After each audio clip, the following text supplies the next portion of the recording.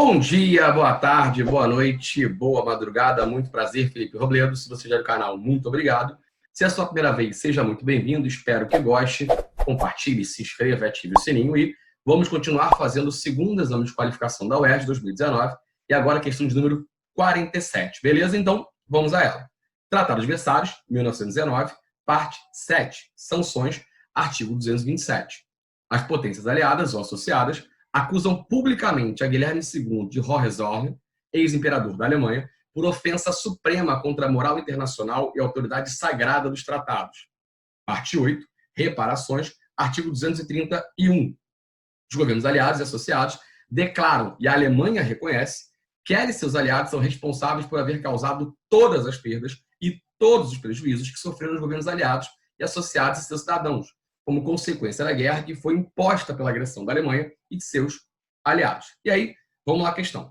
O Tratado de Versalhes foi elaborado no contexto das negociações de paz após o fim da Primeira Guerra Mundial, 1914 e 1918.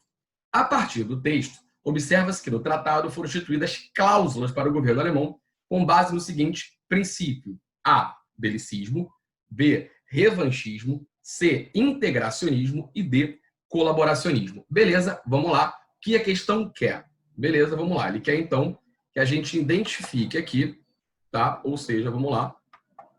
Vamos identificar no tratado, certo? Quais são as cláusulas para o governo alemão que tem que ser, então, tendo por base qual o princípio. Ou seja, ele quer que a gente determine qual é o princípio que vai nortear o Tratado de Versalhes. E aí, vamos lá. Vamos olhar para o tratado, então.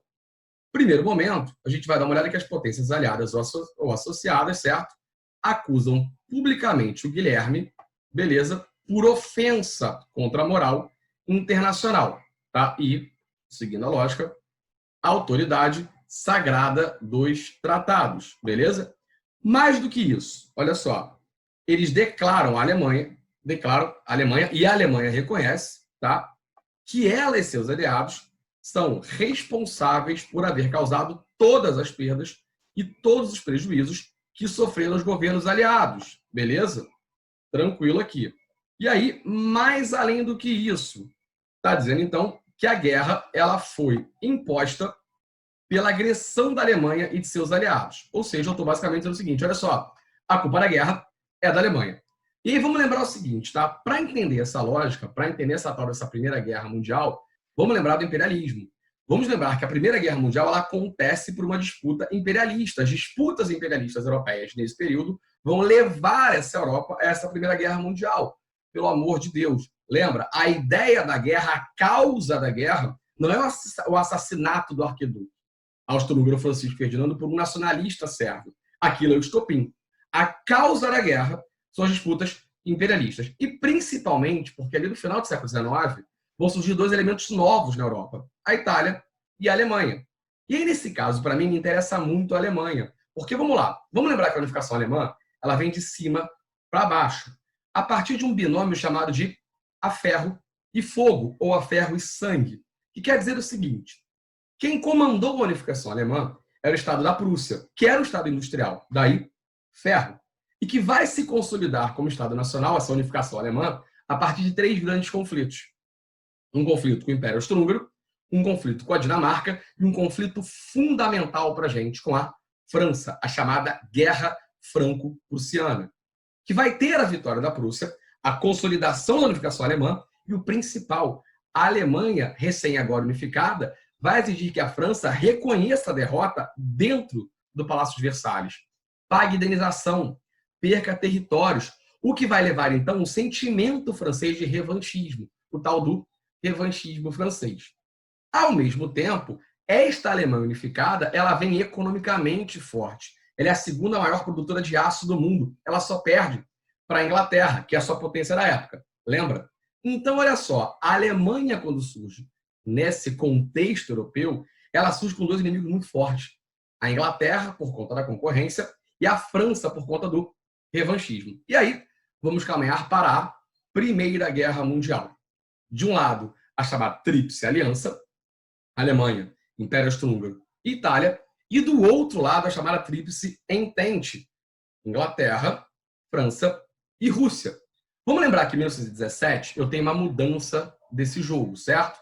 A Rússia vai explodir a sua revolução, a Revolução Russa, que, cuidado, embora você tenha, teoricamente, a Rússia sem uma grande participação na Primeira Guerra Mundial, ela só sai de fato da guerra em 1918, na fase bolchevique, com Lenin e o Tratado de Brest-Litovsk, e a entrada dos Estados Unidos, que, de alguma forma, vai desorganizar ali a balança do equilíbrio, levando, então, a derrota da Tríplice Aliança.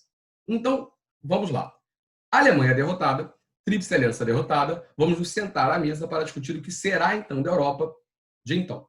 Os Estados Unidos propõem os chamados 14 pontos de Wilson, ou simplesmente a paz sem vencedores. Qual é a lógica dos Estados Unidos? Vamos lá, vai cada um para o seu lado, vamos nos reconstruir, todos perdemos. Beleza? Bondade americana? Claro que não. Lembra do seguinte, a Europa está com o território destruído, os Estados Unidos não. Qual é a grande lógica norte-americana? Vou reconstruir todos os lados. Agora vamos lá. Você é a Inglaterra, você é a França, você não suporta a Alemanha, ela está caída na sua frente, ela está derrotada. Você vai dar a mão para levantar? Não. Então, Inglaterra e França vão impor à Alemanha o Tratado de Versalhes, que é o que está dizendo aí.